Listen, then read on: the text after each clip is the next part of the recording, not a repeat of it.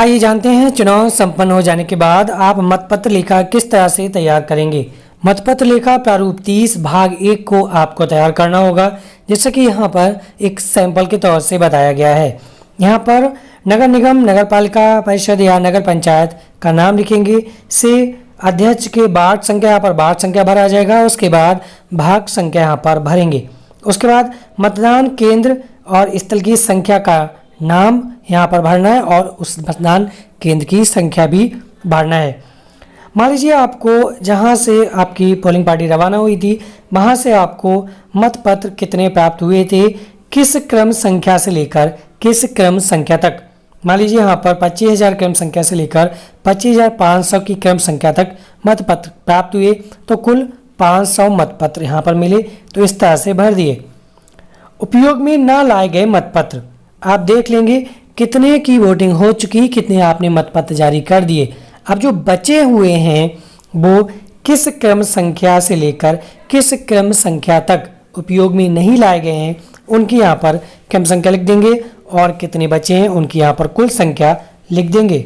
यहीं पर का और खा नंबर जो है नंबर 2 के ही ऑप्शन हैं जिन पर पीठासीन अधिकारी के हस्ताक्षर हैं। मतलब जो उपयोग में नहीं लाए गए, जैसे कि 50 थे उपयोग में नहीं लाए गए, उनमें से कितने पर ऐसे हैं जो पीठासीन अधिकारी के हस्ताक्षर हो चुके हैं, उनकी यह संख्या भरिए। और ऐसे कितने हैं जिन पर पीठासीन अधिकारी के हस्ताक्षर नहीं है, उनकी संख्या यहाँ पर भर दीजिएगा और इन दोनों को जोड़ दें। उसके बाद नंबर 3, मतदान स्थल पर उपयोग में लाए गए मतपत्र। यानी अब आपको क्या करना है, जितने आपको मिले थे और जितने बचे हैं, जितने मिले थे जितने बचे हैं उन दोनों को घटा दीजिए, तो मतदान स्थल पर उपयोग में लाए गए मतपत्र यहाँ पर निकल आएंगे।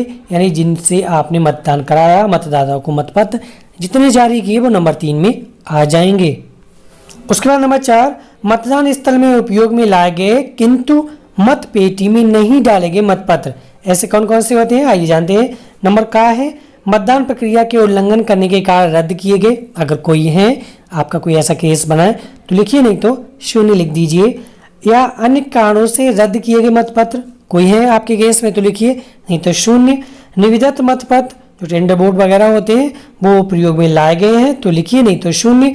और इनमें से कोई किसी संख्या बन रही है तो वो संख्या लिख लीजिए, अगर कुछ नहीं बन रहा है तो 0 लिख देंगे। नंबर 5 में, मतपेटी में पाए जाने वाले मतपत्र वही होंगे जितने आपने मतदाताओं को जारी किए होंगे। नंबर 3 में जो संख्या निकली थी वही नंबर 5 में रहेगी। अगर नंबर 4 वाले में कोई संख्या आती है तब आपको क्या करना है, नंबर 3 वाली संख्या से नंबर 4 वाली संख्या को घटा देना है, तब नंबर 5 वाली संख्या यहाँ पर आ जाएगी। उसके बाद पीठासीन अधिकारी का हस्ताक्षर होगा, स्थान और दिनांक भरा जाएगा। भाग 2 आपको नहीं भरना है, ये जब गणना होगी वोटिंग की, जब वोटिंग की जो कैलकुलेशन होगी तब वो गणना पर्यवेक्षक होंगे वो भरेंगे यहाँ पर, और रिटर्निंग अधिकारी होंगे उनके हस्ताक्षर होंगे वो यहाँ पर करेंगे। आपको केवल भाग 1 ही भरना है। उसके बाद ध्यान रखें, मतदान अभिकर्ताओं को मतपत्र लेखा की एक प्रति दे देनी चाहिए जो प्रारूप 30 के भाग 1 में तैयार की गई है। और ये प्रति देने पर प्रारूप 32 में विहित घोषणा के प्रारूप पर उनके हस्ताक्षर भी ले लें। यहाँ पर प्रारूप 32 देख सकते हैं। जब मतपत्र लेखा तैयार हो जाए उसकी एक प्रति जब आप एजेंट्स को दे दें तो यहाँ पर उनके सभी अभिकर्ताओं के हस्ताक्षर भी ले लें।